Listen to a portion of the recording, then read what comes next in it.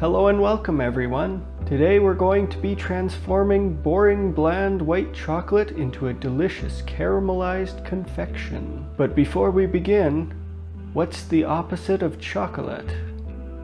Choco early. Generally, white chocolate is my least favorite type of chocolate. I always find it to be too sweet and to be lacking any real depth of flavor. Luckily for us, caramelizing the white chocolate will resolve both of these issues. For today's recipe, you're going to need some white chocolate, preferably some decent quality white chocolate. I'm using 3 squares, which are each about 2 ounces or 56 grams. You can use more or less as desired, but I would recommend not doing less than about 2 ounces at a time, otherwise it might brown too quickly. A baking dish or pan, something to mix and stir the chocolate with, like an offset spatula, and optionally a silicone baking mat if you want to make cleanup a lot easier. The caramelization process helps to tame down the sweetness of the chocolate. At the same time, it also creates an almost nutty taste and aroma. I find it is similar to dulce de leche, but with a distinct cocoa butter undertone that is truly unique. Firstly, preheat your oven to 250 degrees Fahrenheit. Next, we're going to chop or grate the chocolate into chunks.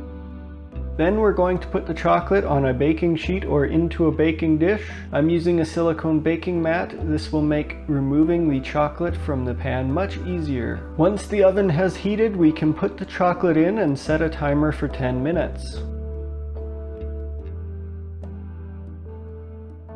After the timer goes off, and every 10 minutes thereafter, you are going to remove the chocolate from the oven and stir it well. The chocolate on the bottom closest to the tray is going to brown much quicker than the chocolate exposed to the air, so be sure you mix it very well. I like to use my offset spatula to gather up and then spread out the chocolate a couple of times. Then once the chocolate is mixed, we place it back into the oven and repeat the 10-minute waiting process. The chocolate is going to go through a couple stages. At first it will be very melty and hard to deal with. Then as time progresses, the chocolate is going to seize up. As you stir and mix the seized chocolate, it will spread out and melt again, so don't worry too much if you see clumps. This is expected and normal. After all, we are taking the white chocolate to sugar caramelization temperatures. You're going to repeat the 10-minute wait and stir process several times until the chocolate reaches a nice rich amber color. Depending on the quantity of chocolate and your altitude,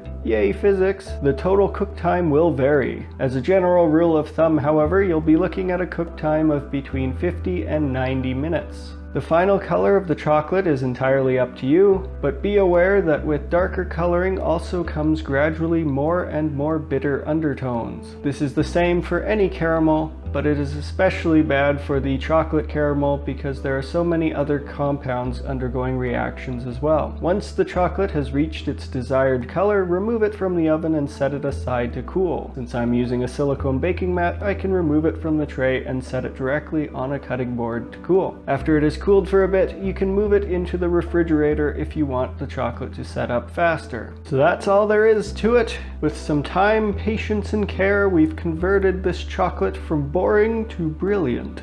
Each time I stirred the chocolate, I put a drop of it onto a plate here, and I'll hopefully be able to zoom in on this so that you can see it better.